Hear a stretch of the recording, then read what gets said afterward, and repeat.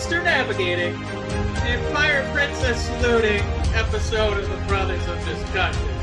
I just did it. I did a John Cena salute. I take that back. We're going to talk everything from the eye for an eye match. Make some time for those crazy flat earthers from Georgia. Looking at you, AJ Styles. And we're going to conjure up some excitement for Impact Wrestling. That's what we need is more wrestling. Stupid. That was for AJ, not for... Oh, okay. Well, yeah, a lot of stupidity going around. And, of course, Matt, it wouldn't be an episode of the Brothers of Discussion if we didn't declare a winner of this week's Wednesday Night Wars. Matt, we're going to have time for that and so much more. Time permitting, of course. Before we dive in, Matt, this week is literally a hot and spicy episode. I got some new food. I know we like to do restaurant shout-outs on our hockey show, but this is Japanese-style spicy fried rice. And it's got garlic and jalapenos and an ambulance. I know. Somebody's dying nearby. Yeah, it's got big cloves of garlic, big old chunks of jalapeno, and it's from a place called Phi Tai, so it's really good. Matt, I know that you have a baby, and we share some parents. How is the spiciness at your house? How's it going over there? It's doing okay. It's not super spicy. I made Michelle and I, my wife, our new favorite dish that I make is I take ground turkey and I puree spinach, feta cheese, and onion, and I mix it into the ground turkey. Throw an egg and make a couple patties. Throw it on the grill. Just perfection. When I make a beef burger, nothing compares. But like, if I'm making a sandwich outside of a beef hamburger, this is the best thing I've ever made. Like, nothing compares to just straight up beef, a little bit of salt and pepper. But goddamn, turkey mixed with spinach, onion, and feta. It's so good. I still think fondly of your Coca-Cola cayenne pepper ribs. Those are really good too. Well, yeah, that's ribs. That's a whole nother. By the way, everybody, Kroger, just give them a quick shout out today. I've been doing the delivery grocery. Help them out. Help your local Kroger. Well, this is going to do the opposite. If you don't have pork, what would you pick up? Let's say you're an Instacart shopper for Kroger. Your two options are nothing or something else. And what I got when I asked for a pork butt to make pulled pork this weekend, what I got instead as a replacement, because they were out of pork butt, is 36 chicken wings. What the fuck? So Michelle and I are putting away the groceries, and we're going through, and she's like, "What's all this chicken?" And I was like, "I don't know. I got some weird text that said they were giving us, like, it was like meat replaced chicken wings." And I just looked at it and I went, "Well, that's a typo. That's not a thing. I didn't want chicken wings." and then we go through and put all the rest of the groceries away. No pork butt. So Kroger just went ahead and decided that, all right, no pork butt. We're just gonna give them 36 chicken wings. Not 12. This is meat. Fatty'll eat this. Here you go, fatty. So we're going to be smoking some chicken wings this weekend and next weekend and the weekend after that.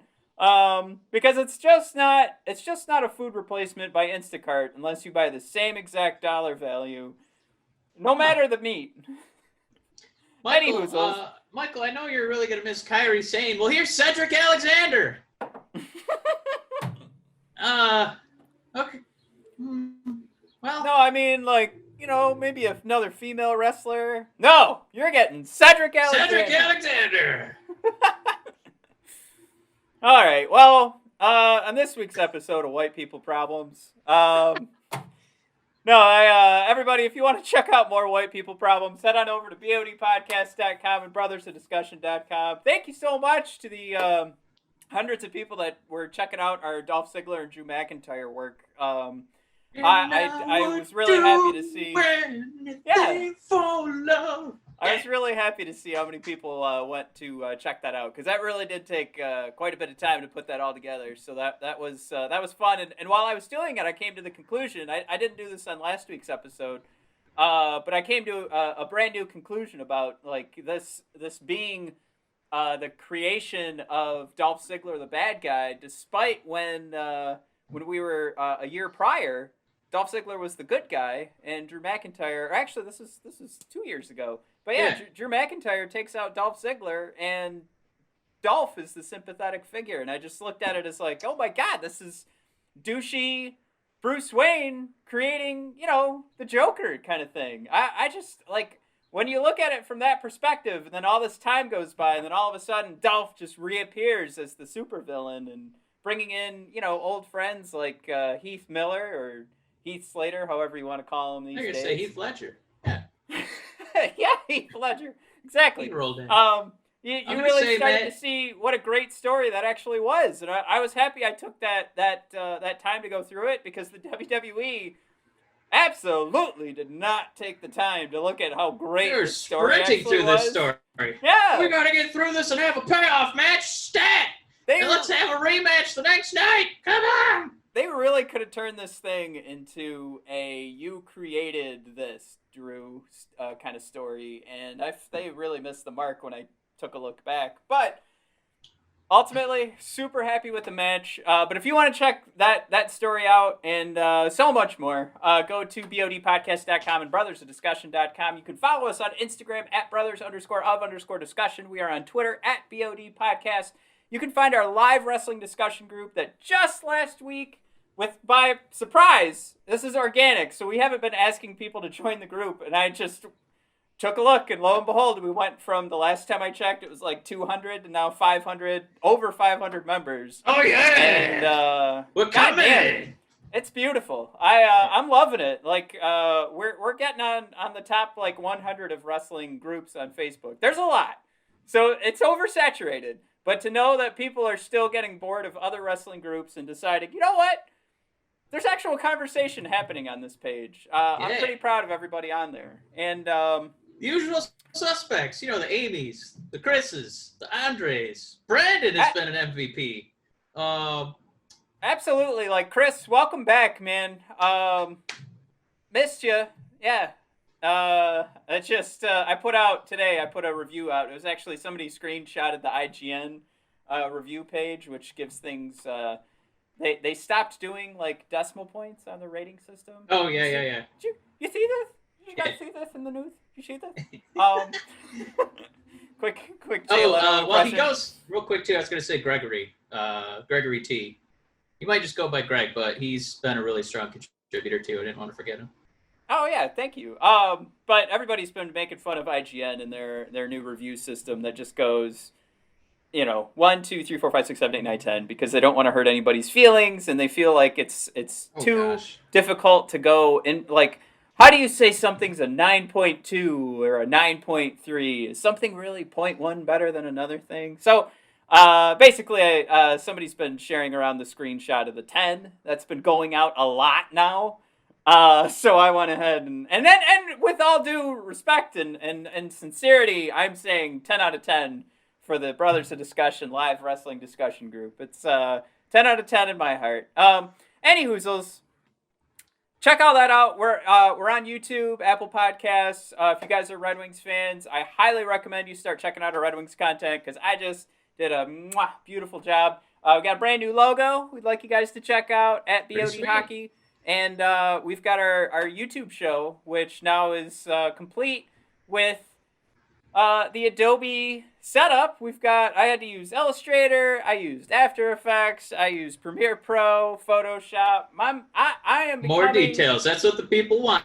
They're like, what software version was it? Was it 1.344? Or was it 1.345? I'm bringing it around. You just wait. You're going to feel terrible here in 3, 2, 1. I just wanted to mention it because this is coming from the funds that where we have our subscriber on anchor.fm/brothers of discussion, where you too can also subscribe, just to kind of throw out an appreciation donation to the Brothers of Discussion. This is where these funds are going. They're going straight back into the show. that's what happened here. So this is why I brought it up, is that I'm using yeah. the full suite of Adobe to make sure that we can make these shows better for you guys. Woo! It's not going in our pockets. Nope. It's going right back to the show. There is no profit being made here. I mean, the expenses that we have had over the last 3 years are immense without any revenue generation. Because why? We just want to come out with new content. So that's where this comes into play. And huge shout out to Amy D. We've been doing it every week. We can't thank you enough, Amy. And we're hoping that you guys are seeing, especially on the YouTube stuff, maybe a step up in the quality. But Mike, let's talk some wrestling. I think we've been rambling here now. We never do this much banter. Matt, it was Extreme Rules this weekend, and yeah. I think extreme. Forgot to turn my light up. I think that we were kind of bracing for a middle of the road pay-per-view, because it's not one of the core four. It's not Money in the Bank, and I think the horror show, I think it exceeded some expectations for me. I think you start with Rey Mysterio absolutely. had a rubber eyeball coming out of his head. Allegedly, way more than I thought. It came out of Seth Rollins' his pants, I guess. He was hiding an eyeball in his pants. It was kind Where did this news come from? No boy. It was, breaking news. It was a lot like Steve Carell in The 40-Year-Old Virgin when he would hide a giant coin in his pocket. Seth Rollins just always got a fake rubber eyeball because you never know when you're going to jab out somebody's eye. Matt, I got to say, thank God for Twitter, because I didn't notice the eye come out until the very slowed down screenshots of what happened to poor Rey Mysterio. Do you think that this match went far enough with... No. Do you think that we should have seen the dangling of the eyeball? Absolutely. There is a way to do that. These shows are pre-recorded. Get a makeup team in there. You guys all know my former job. I love like the actual people I worked with. The owner of this establishment is beyond me, apparently, because I'm the only one who challenged her. So guess who doesn't have a job there anymore? But I've seen the makeup artists do their work. I have a brand new appreciation for what it takes to do that. And I absolutely think somebody would have loved the challenge of trying to make, like, on the spot. All right, this guy's got to go from face to the steps to eyeball hanging out of his face.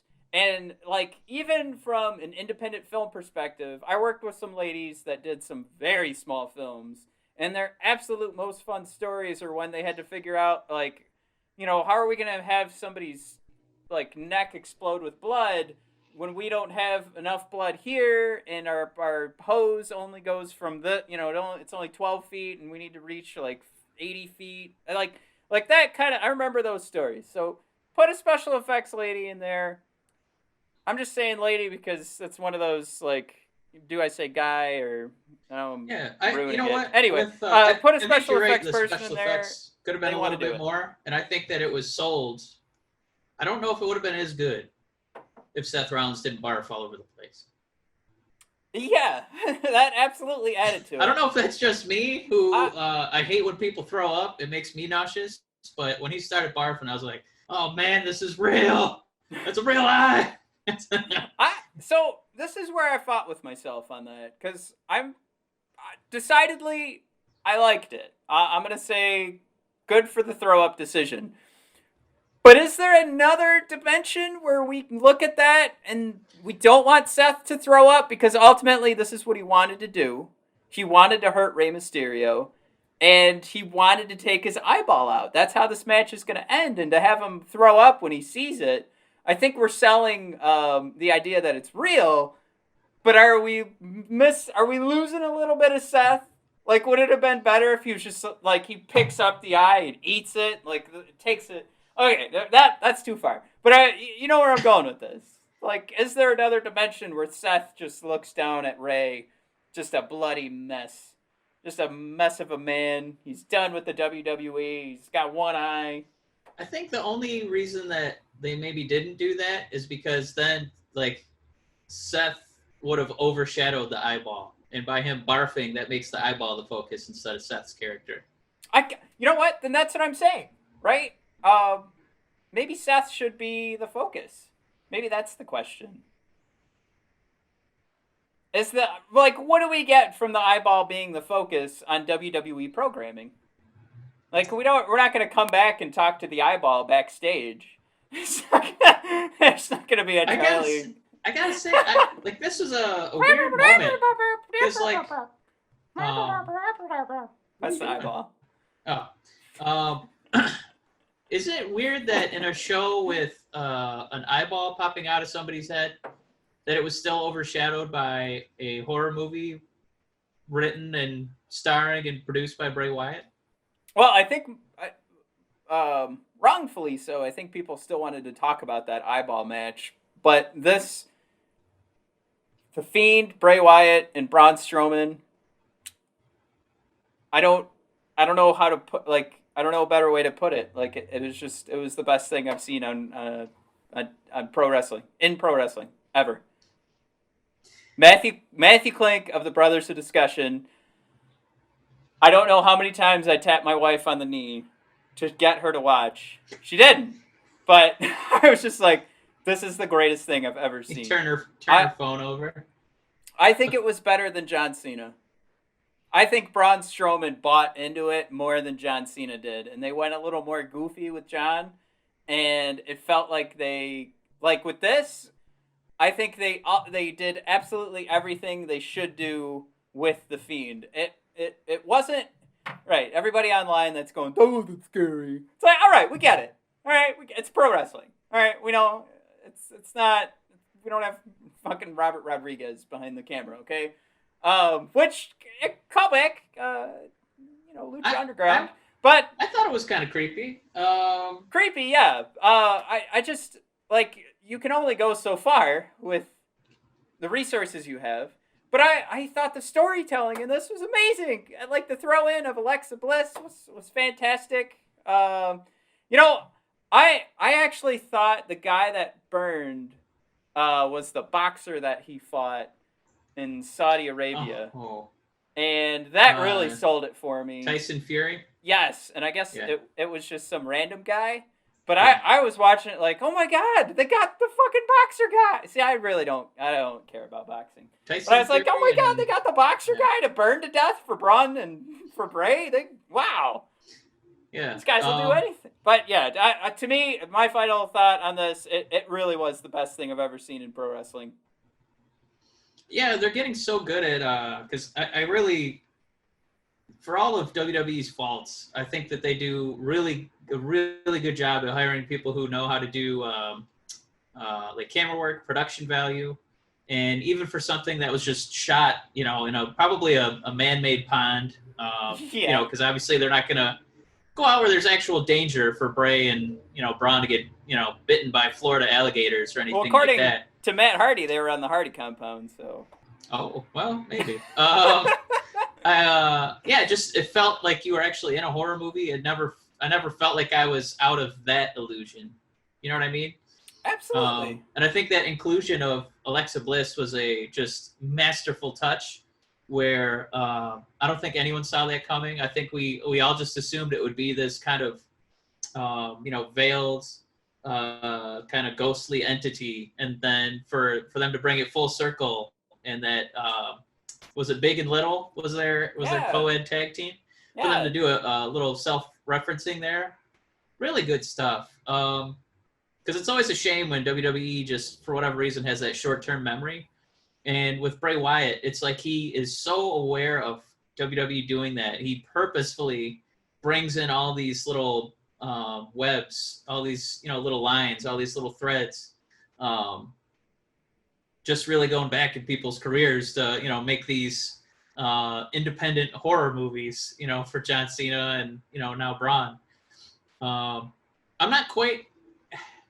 I don't know if it's as good. I really did like the John Cena one. I just think maybe it was because John is a better character than Braun.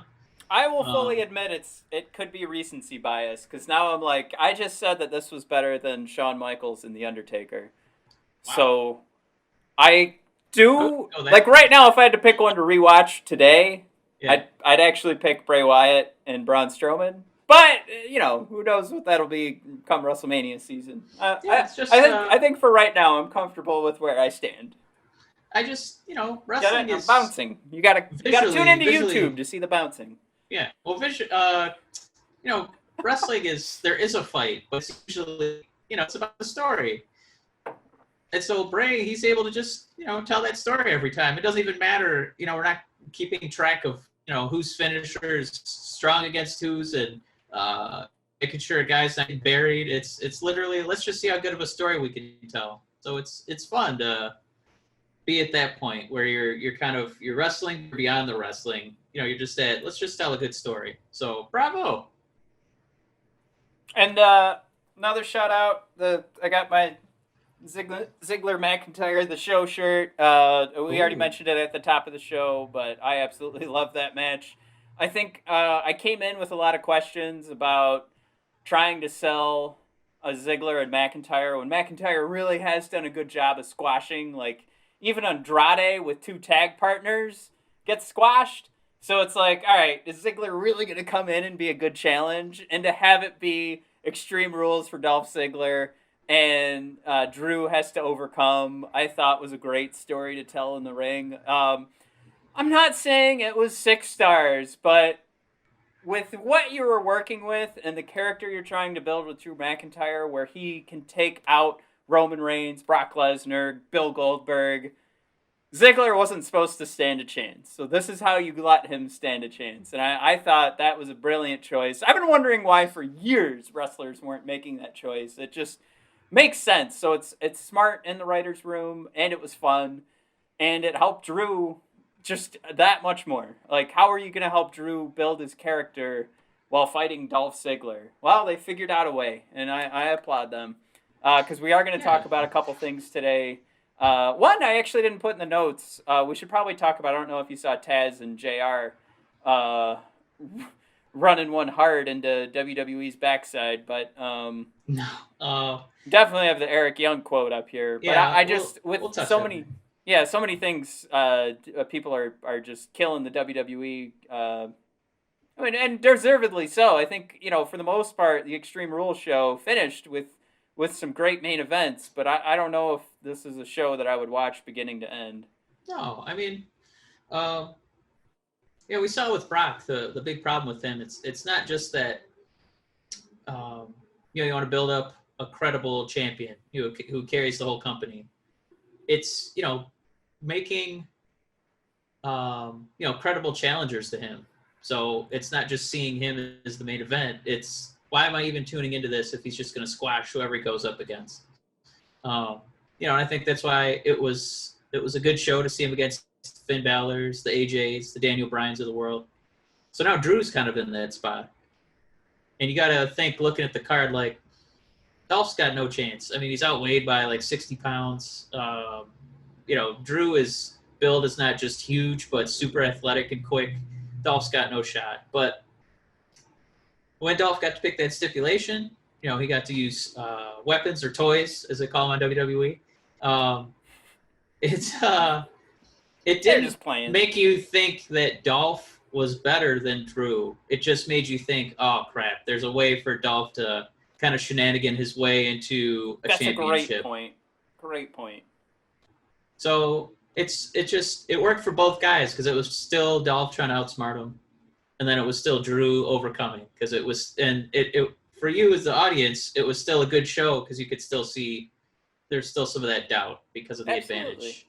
Yeah, I like that, and that psychology is what I think we beg for week after week. And to bring up JR and Taz and what they said about the WWE and never bringing up other brands of pro wrestling, and Taz's point is it cheapens the show. It makes it's them saying we're stupid. What I think says we're stupid is when pro wrestlers aren't picking what Dolph Ziggler picked.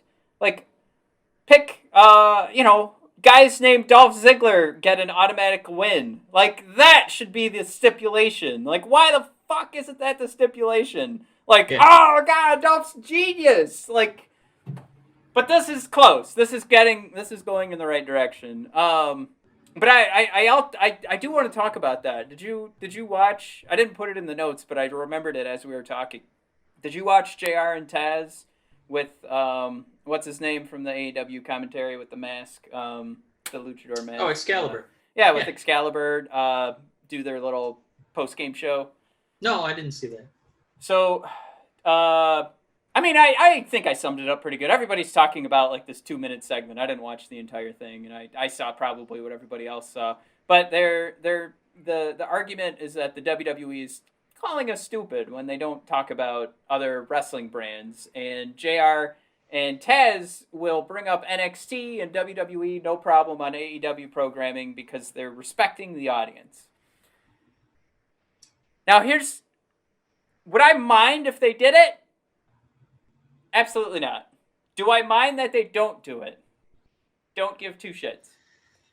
It's the same. It would be the same thing to me as if you asked Game of Thrones to make sure we all knew that Friends exists, and they were like, "Oh God, you're such a Ross," like right in the middle of Game of Thrones, and we're like, "Huh?" And they're like, "Yeah, on NBC from 1990s." Like, it doesn't. These are different entertainments or television shows.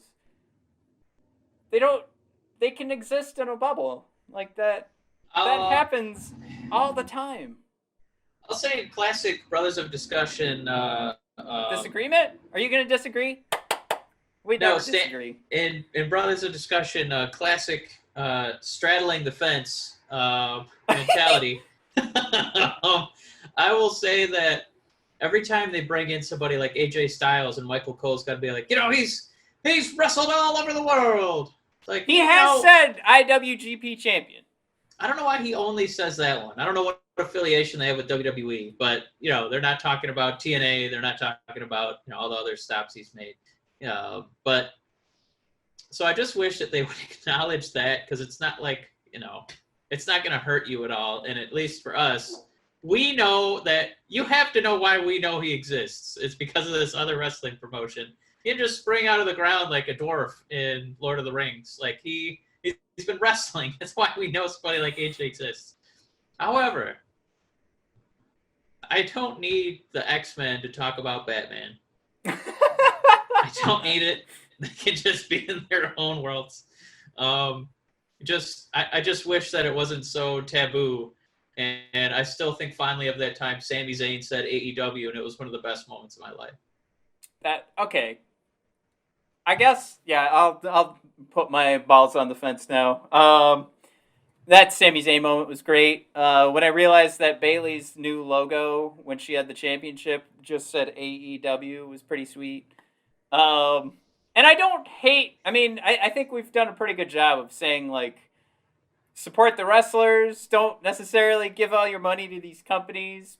But on the same side of things, I consider myself like I love TV, I love movies, and goddamn it all, if I'm not one that's if anybody's listening, I've written some shows if you want to check them out.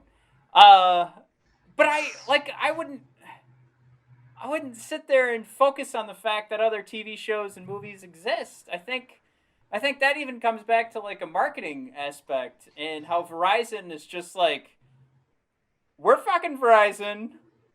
And I'm not saying WWE's the best, but the way that Verizon treats it, and they know they're the best, is they say, we're the best, so either come to us or be fucked with these other companies.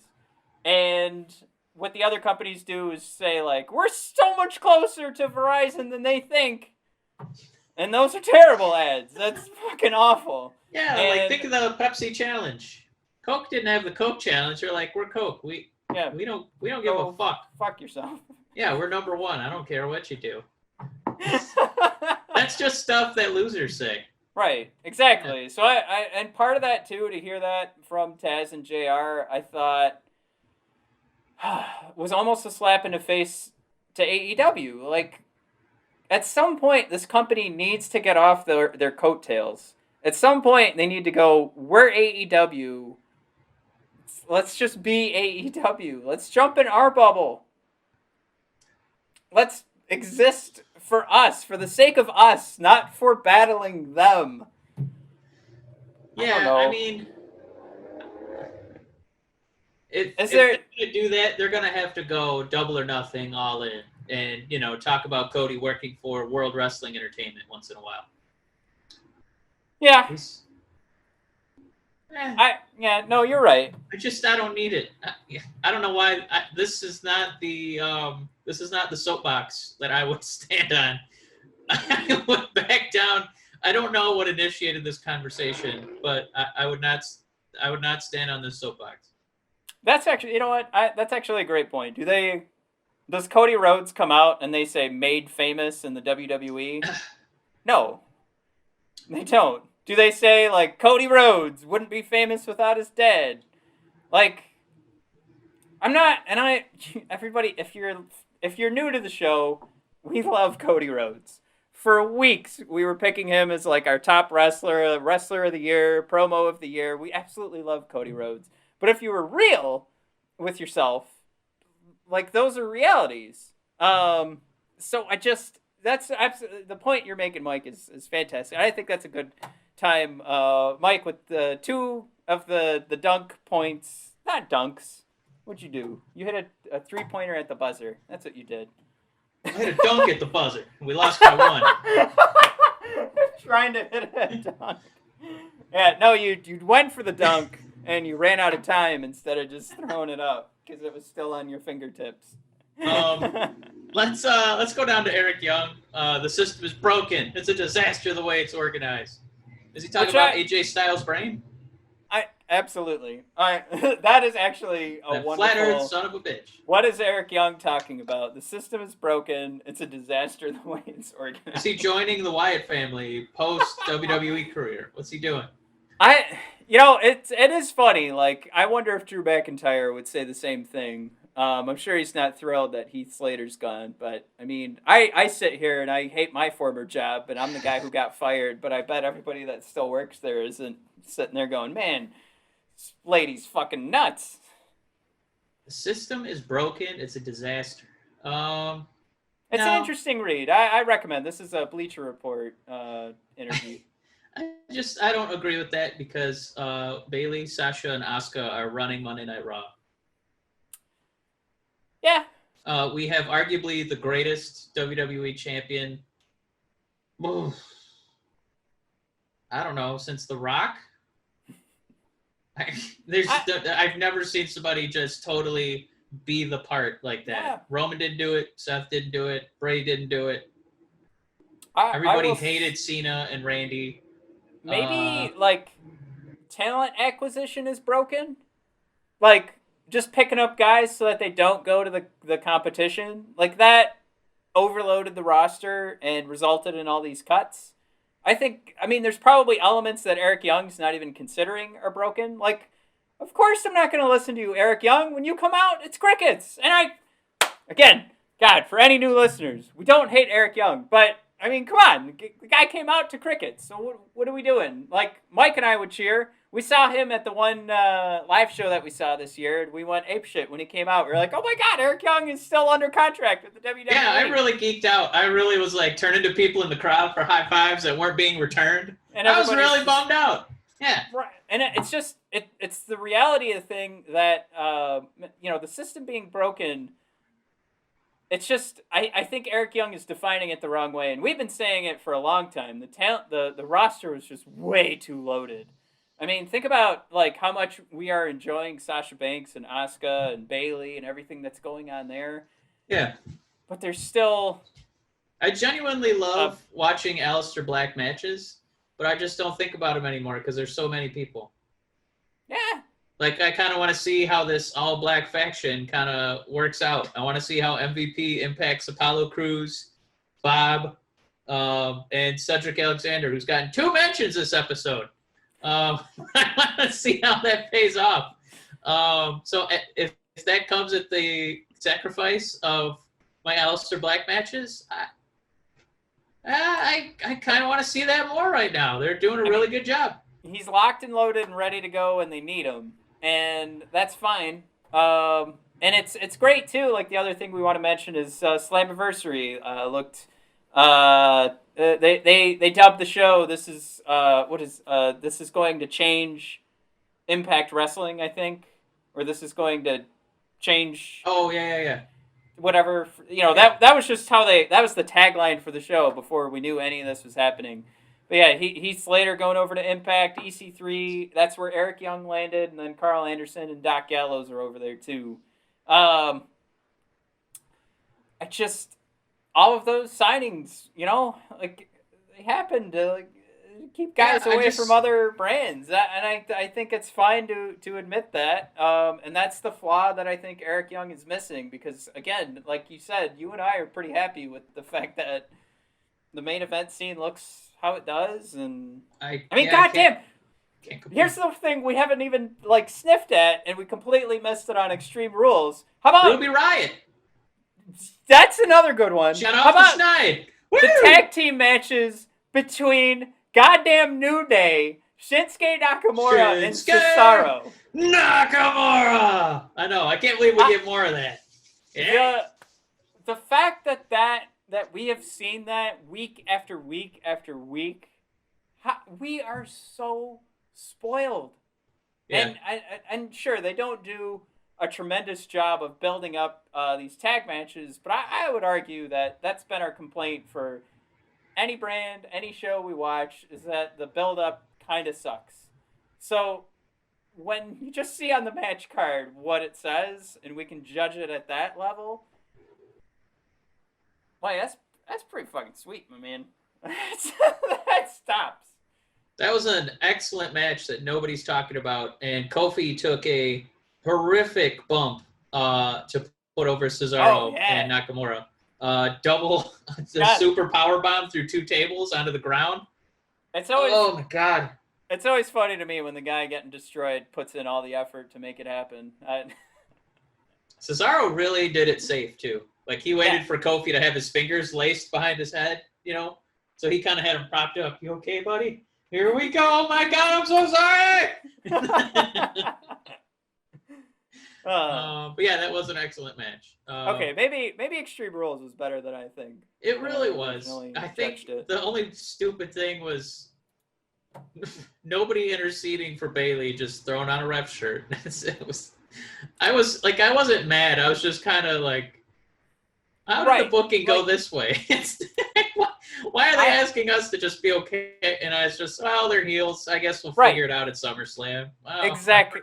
My tweet at the time was fingers through Rolodex of why this is okay. Like, it really, like, at the time, you're super frustrated as a viewer of the show. And again, like, we can all be smarks, but I'm pretty sure when we watched Game of Thrones, we were all pretty pissed when everybody was dying at the Red Wedding. Like, we were like, oh my god! We didn't go, oh, well, they're not really dead. Those are all actors and actresses, so it's okay. And, Daenerys is probably going to destroy the whole world with the dragons, so it's fine. He'll get his. No, nobody said that! So at the time, absolutely, we could be mad that Bayley and Sasha... Why do I feel the need to continue to argue that this is an entertainment product?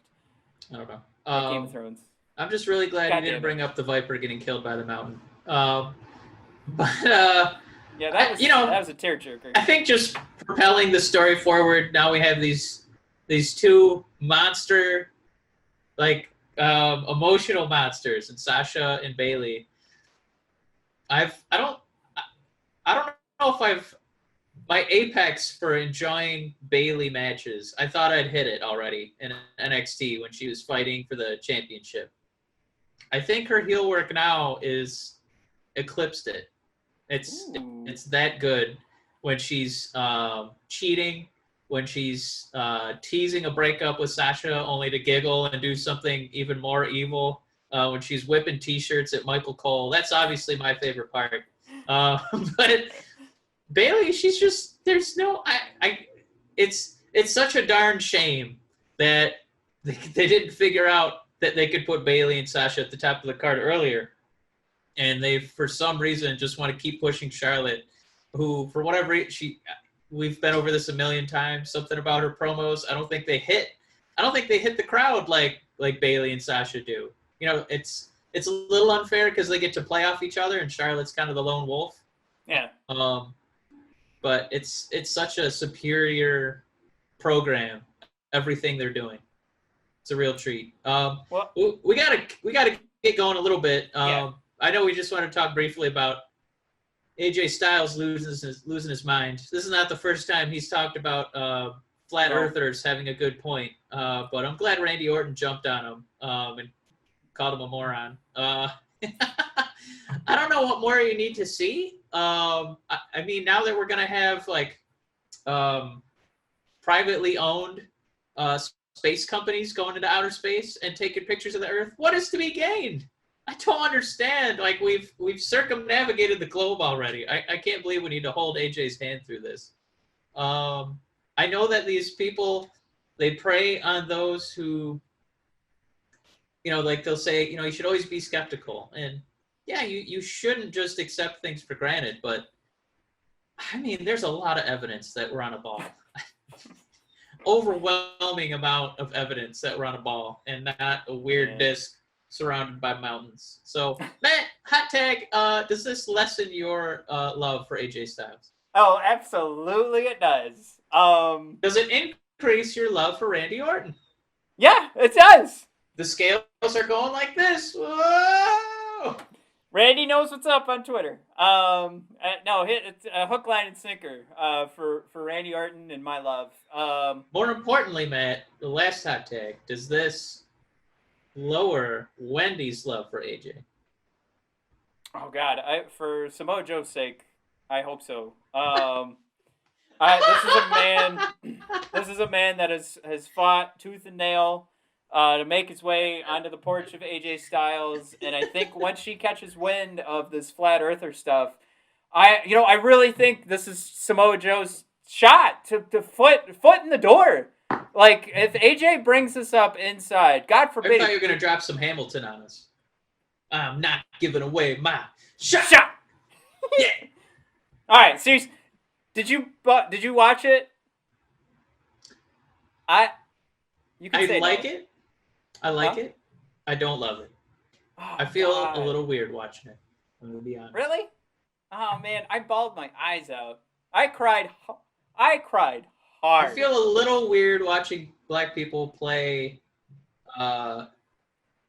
former slave owners who George Washington in particular is renowned for knowing that there's a rule where a slave is supposed to be free after 6 months. So he would send the missus down south with his slaves 5 months and 29 days so that he could reset their watch, bring them back, and abuse them for labor again.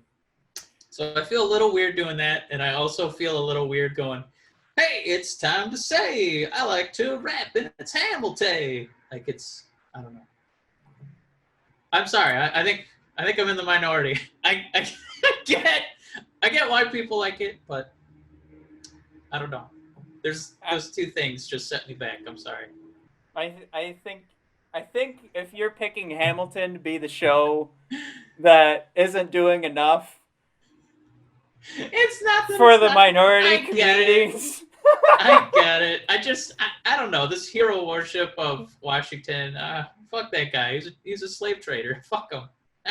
Well, like, I had that thought too, but I mean, I don't know. I get like Lin-Manuel's connection to Hamilton. I don't know if we even want to. We got to get out of this, but I get why people like it, but it won't be my favorite. That's all. Let's keep moving before your real opinions come out. Buying property in Howell in a minute. No, I'm kidding. Woo! Well, man, we got one massive segment left. It's the Wednesday Night Wars. As usual, Matt had NXT, and I was All Elite Wrestling. Watching both. That graphic's coming. It's coming. It's being built right now. Wednesday Night Wars explosion. I think I have to go first this week. I think NXT kicked some big ass on Wednesday.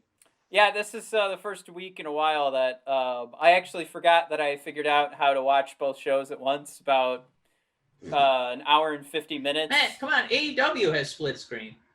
Yeah, I know. I was watching wrestling it on one side, And you can watch an advertisement for Snowpiercer on the other side. Oh my god, I could get 4 screens going if NXT does it at the same time. Yeah, you could get a AEW, Snowpiercer, NXT Burn Notice. You will have all the entertainments combined. Well, real quick, we'll throw in the numbers for this week, which again, we mention it because I guess people care about it. Yeah, we don't care. Right. I mean, the ratings, the Demo God won again. He beat Guy Fieri again. Great battle going on there. But AEW just crushes NXT this week as NXT loses like 15,000 viewers, and AEW gained almost 70,000 viewers. So just crushing it, and they've won the last couple weeks. So here's the thing I think we're both going to talk about is it did not reflect the shows. And Mike, you probably saw in my notes, you may have adjusted them, but I was a little critical of what was going on in AEW, and I am kind of like, all right, so when does Butcher and the Blade why are they on my TV? Because they don't win matches. But no, I think absolutely NXT like knocked it out of the park with a couple of great just singles matches, a fantastic introduction of a character, and bookended with a fantastic storyline with Keith Lee that's starting to build here. So, Mike, with AEW, if you would like to. Yeah, we like doing the top 3 moments of each show. And Matt, Just and also for us to get our thoughts out. Yeah, and also a dishonorable mention, which is usually a big poo-poo. I should pick that now. Yeah. Well, I'm gonna do my moment number 3 for All Elite Wrestling, Matt, and ooh, I know what my dishonorable mention is. All right. Oh, good. I'm gonna do Darby Allin coming back. He did. I was kind of hoping that would be. Oh no, I'm sorry. I'm thinking of. Go ahead. No, he did get annihilated by Ricky Starks, and I guess Ricky Starks. I feel like I'm watching like a utility outfielder with that name, Ricky Starks. Yep. He just comes in to pinch run and play defense like in the 8th and 9th inning. But Ricky Starks came out, beat up a 80-pound guy with a skateboard, and then Moxley came out with an aluminum baseball bat or a barbed wire baseball bat. Sorry, they're both made out of metal. It just works for me because I'm always pumped to see how AEW handles their babies, like their little homegrown guys. I know Darby, he existed before AEW, but getting his TV time, more of a spotlight on All Elite, and knowing that this is going to culminate in 80-pound Darby Allin fighting the muscliest guy on the card in the promotion, in Brian Cage. I'm wrestling fans salivating to see how that goes, because I can't wait to see Darby just bust his balls to try and put up a fight against this guy. Mike, the underdog has got to be Brian Cage. These big fellas cannot get a win in AEW. I just, I think they're too slow. I don't know they're what you too mean. Strong. There's only a few examples. Brody Lee, Murder Hawk, Brian Cage already. Who am I forgetting? Nyla Rose jobbed out. There's another good one. Oh, Jack Hager. Oh, right. That might be it. That's still a lot. Those are 5 people that they're like, these are our big people. And then Timber, boom, and down they go. I can't wait till Bleacher Report's putting out the article like, big guys just can't get over in AEW. Move to WWE. Fuck, I fucked it up. God damn it. All right, number 3. Obscurity. Matt, moment number 3 for next Extra Time Wrestling. Okay, so this is really tough. This is really hard. Yeah. Quick shout out to just Mercedes Martinez kicking Shotzi's head off. Only because Shotzi's match with Aaliyah and this doing the tank segment again. That was the first time where I was like, all right, Robert Stone, I think I'm done. Like, he was getting run over by a tank again. But then Mercedes Martinez save that segment. So quick shout out. It's not in my top 3, but if it wasn't connected to that and she was just kicking Shotzi's head off, I think it'd be in my top 3. But I'm happy to see Mercedes in there. I'm happy to see that she ended a segment that was almost hot garbage, E-. All right. So there's so much good about this show. I'm going to start my number 3 with Dexter Lumis and Killian Dane. I read online complaints of how there was no build up to this. Mike, doesn't have to be build up to a fucking throwaway show on an NXT. Like, it's a Wednesday night, like, who's gonna win and move up in the rankings match? Killian Dane or Dexter Lumis? And I think we got what this was for Lumis to say, I don't just beat the little guys. And as AEW does week after week, I also beat the big guys. And Dexter Lumis is not a little guy. But this is good to see that he can perform and do his crazy stuff against a big guy. Like it still works. And I'm so glad you said that, because I you know how much wrestling we watch. But when Dexter Lumis did that fluid kip up leg drop, like bam, I was like I did a spit take. I was like, I've watched me some wrestling in my day, but that was a pretty cool spot. I really enjoyed that a lot. But yeah, that'll go in as number 3, and I think I'm out of focus. But I think there's so much good. I'm actually realizing now it's not going to make my top 3 because I just love the build of Dexter Lumis so much, and I'm kind of sad. All right, fuck. Yeah, I'll do it right now. Thatcher and Oni Lorcan. That was tied. That's also number 3. I don't care. There's so much good. Guys, you got to watch this episode of NXT. I actually think I like Thatcher and Lorcan better, but I my number 2 is the one I forgot about. So that's Well, number 2 over here at AEW, Matt. I'm going with Inner Circle and Jurassic Express. I love all those talents. We talked a couple weeks ago about Omega and Hangman, kind of changing up their style a little bit to accommodate guys who are a little bit quicker than them. So they kind of acted like the powerhouse. And what I liked about this match is they changed up, who was taking all the heat and who got the hot tag. Because Luchasaurus took all the heat. He was getting pummeled by Jake Jack. He was getting pummeled by Jericho. Jericho was at his best, I think, this night. And, Jungle Boy got to come in and make the rescue. Obviously, they didn't get the win.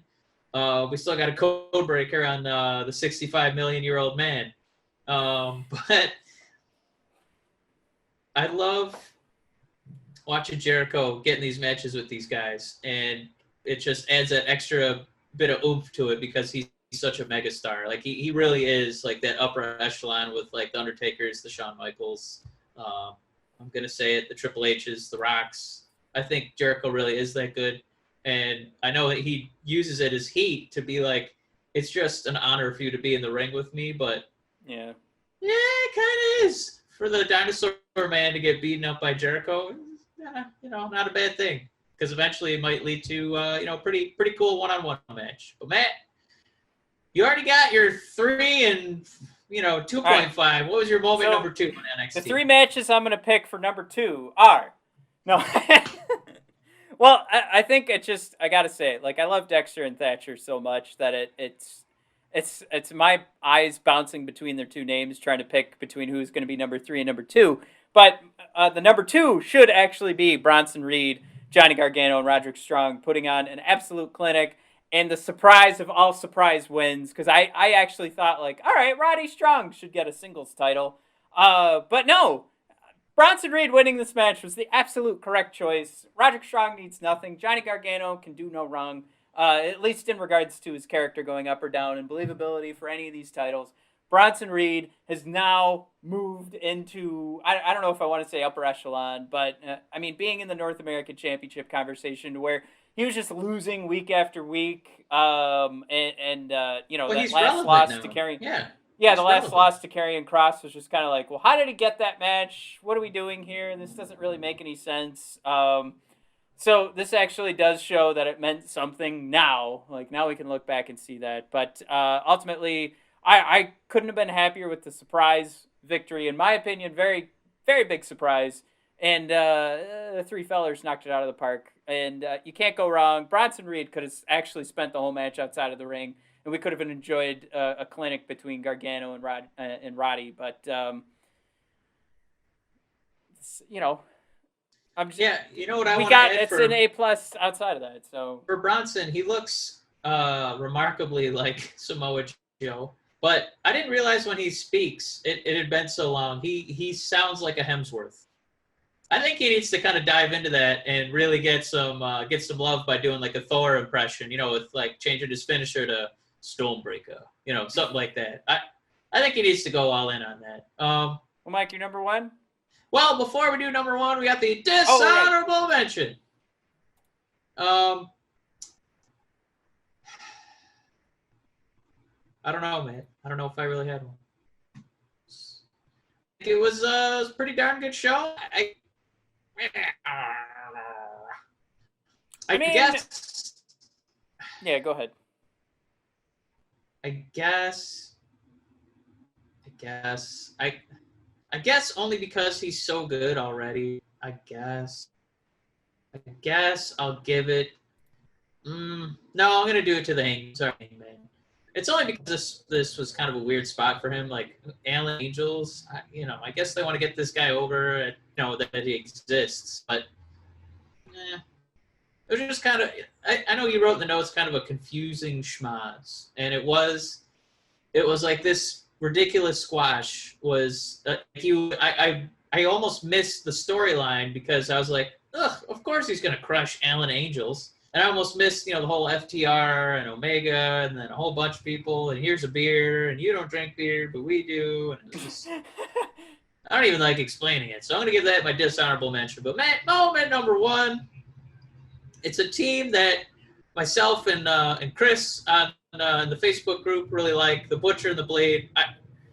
God bless them. They can't win a freaking match, but man, do they put on an entertaining match. I really liked watching them not lose to, but I like watching them battle the Young Bucks. The Bucks, it's almost like they should never be in a traditional tag match for the rest of their careers because they're so much better in chaos. They're so much better in that classic Texas tornado that we used to do in the video games. We didn't have to take turns in tag matches when we were on the same team. Yeah. That's what the Bucks are best at. They're best at, organizing spots where you get a lot of people involved. They're best when they're both out there together. And this was no exception. And the match ended in a terrifyingly needless double elbow drop off of the Titantron in AEW onto through tables into the Butcher and the Blade. Like, we didn't need it. It's a weekly episode. Don't injure yourselves for that. Injure yourselves at a pay-per-view. But yeah, it was thoroughly entertaining. I thought both teams did a great job, and this is kind of where they're best at. Butcher and Blade being violent, chaos for the Young Bucks. I was happy to find out that when it was called All Elite Wrestling, that meant all the wins go to the Elite. All right, so I just look. What I don't want is it to be easy fodder, and right now it's easy fodder. The Bucks lose sometimes. They're just on a little bit of a hot streak right now, so they can fight. Butcher and the Blade. That was a good opportunity to hand out some victories. No, we got to build up the Bucks for the FTR match. Anyway, dishonorable mention. Was there one this week? Absolutely. Keith Lee. Can I guess what it was? Yeah, even though was it Keith Lee relinquishing? Yeah. Oh God, was that stupid? Oh, we just had to take a logic leap last week with this guy. So, but I make the challenge for you. Okay. Beautiful, bask in my glory. Yeah, it's one of those things where they wanted to give Keith Lee everything, and then they went, that's a lot. Maybe we should take some back. Yeah. Well, not everything. Give that back. No, and that right there where we talk about like Taz and JR being right, where our intelligence is challenged by the WWE creative. Like, what the fuck? That was stupid as hell. I don't want to see any title like cheapened, any defense of a championship. Like now we know, like Keith Lee's like, get the shit out of. Why didn't he drop the NXT championship? Why did he not Why want didn't to he keep drop the both North of them? American championship? Why not drop both of them? Right, and try and win them back. No, I hate that. The only time it's okay to do it is when you're leaving the company because you're having a baby or you're like you have terminal illness or a long-term injury, physical injury. So those are your 3 reasons that you can leave the company and drop your title. Just dropping it because you don't value it as much as your other title. No, that is challenging my intelligence. Pretending that New Japan Pro Wrestling isn't on every single week is not challenging my intelligence. But when you just drop a title for no fucking reason, yeah. Now I feel like a fucking idiot for watching and for defending WWE against Taz and JR's comments. Why was I excited for this moment? I don't know. All right. So the number one, right? You know what? That's another. I know this isn't what you meant, but I was really excited to hear what William Regal was going to announce, and the fact that part of his announcement was Keith Lee dropping his title. Man, what a fart in the wind! All right. No, it wasn't a fart in the wind. It was a bag of shit thrown into a fan that I was standing behind. Okay. Moment number 1. I have an idea of who it is, but Matt, what's the big reveal? Number 1 moment from the Wednesday Night Wars. Well, as my top 3 always get ranked, it's always got a handful of Matt's favorite wrestlers thrown in there. Part of the reason why I couldn't decide on who I was gonna have rank higher is Dexter Lumis or Thatcher. But number 1 has got to be Dijakovic dying in the arms of Karrion Kross for Keith Lee. I can't wait to finish doing all my other graphics so that I can put together the Titanic song to Dijakovic passing out and telling Keith Lee to stay out of the ring. I was watching that over and over and I couldn't help but hear I don't know the words, but I just picture the sound of like that. No, there's nothing out here, and just seeing Dijakovic go down. And it was beautiful. That was my tweet. Was this is a beautiful moment in wrestling of Dijakovic wanting to die with the ship, which is his own body, but he didn't want Keith Lee to come in and save him.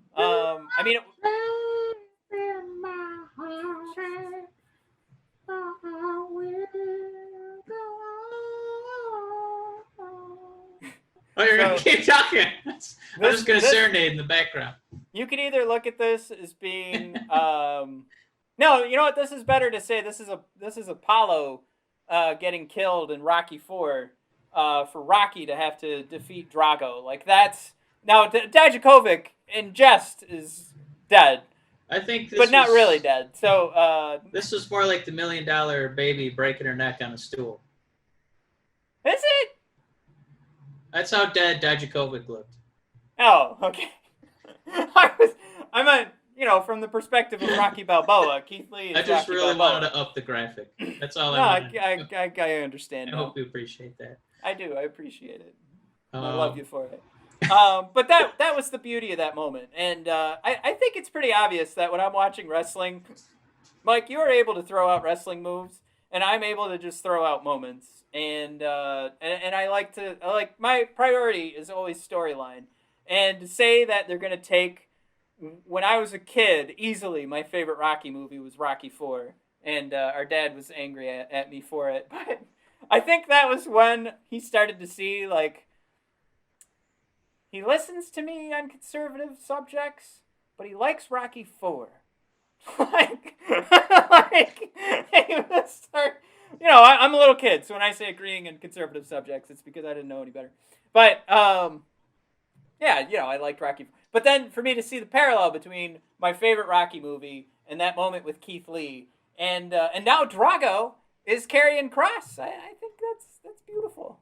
I can't, now this story means so much to me, and I think the next step is Karrion Kross or Scarlett have to kill Mia Yim. Maybe. You know, one little detail that I really liked Doing when my Karrion Dexter Kross Lumis was impression right now. when he was obliterating. Tune into YouTube or and check Dominic. it out. Just the like that he didn't smile. You know, that wasn't just like, yeah, I'm evil, aren't I? It was more just he was being like trying to physically dominate Dijakovic to intimidate Keith Lee. That's what I liked. It had that opportunity at the Fort for him to just be like this. Yes. What do you think of that, Keith Lee? But instead, it was just kind of like, yeah. This, that's why it's Drago. That's why it's Drago and Apollo. Yeah. Because Drago is just a machine. God, see, you get it, you see it. This guy gets it. Yeah. This guy fucks. Just like the Emperor Palpatine. Anybody watch Silicon Valley? Does anybody know that? Anybody watch Rise of Skywalker? Crazy reference. Emperor Palpatine was a grandpa. The guy who says this guy fucks in Silicon Valley is now the voice of Mickey Mouse. You can take that to the bank, ladies and gentlemen. All right, everybody, that was all right. So the winner overall, I think for me was easily NXT. I put it in the notes. I think people are gonna start to think I'm an NXT fanboy, which you slappy. Yeah, I might be. I might be more critical of AEW than I should be, but I mean, this was a gift, this match card, and I'm kind of sad that people tuned out because this really was a great show, top to bottom. And if you're missing Thatcher, if you're missing Dexter Lumis, you know why you liked it so much? Go ahead. NXT was not 2 hours of championship matches; it was 2 hours of propelling stories forward. Exactly, and Matthew is a sucker for moments from stories. Why did I do that? NXT, more episodes like this, though, please. Exactly. All right, so everybody, thanks for tuning in. Check us out on YouTube. If you could subscribe to the channel, that would be fantastic. We've been stuck at 15 goddamn subscribers. Then when I start looking at other shows, and even like the ones that don't have any real engagement on Twitter, they still have like thousands of subscribers. That's why we're up in the ante. We're gonna make the show more fun to watch on YouTube. But show my dangle. Now, on the last week's episode, I mentioned, or maybe on the hockey show, I mentioned the CBD Medic ad. You could still actually use that till August 1st. So if you click on the link at the top of bodpodcast.com or brothersofdiscussion.com, not only can you read our articles about Drew McIntyre and Dolph Ziggler and whatever we have coming out this weekend, you can also click on the link at the top bar of the website and take yourself on over to cbdmedic.com and get a buy two, get one free discount on your CBD Medic products. And you just have to use the code BODPodcast to get that discount. And that is one way you can help support the Brothers of Discussion. So if you are a CBD aficionado, we hope that you'll check out CBD Medic and use our links and our promo code to help out the show. Anyway, also check us out on Apple Podcasts. We are on Anchor. Anchor.fm/Brothers of Discussion is where you could subscribe as a volunteer of funds so that we can do Photoshop and stuff. All right. Google Play, Breaker, Overcast, Radio Public, Stitcher. We are on Twitter at BOD Podcast and on Instagram at brothers_of_discussion. And we are posting all of our fun memes there. And if you are a fan of hockey, I highly recommend the Hockey Podcast Network. And if you're a fan of the Detroit Red Wings, we cover the Detroit Red Wings for the Hockey Podcast Network. That is the Discussion 5. Brand new logo if you guys want to check that out. Whoa, I almost fell through my green screen. That would have been an amazing image of that. The picture of Bray Wyatt just disappearing behind me.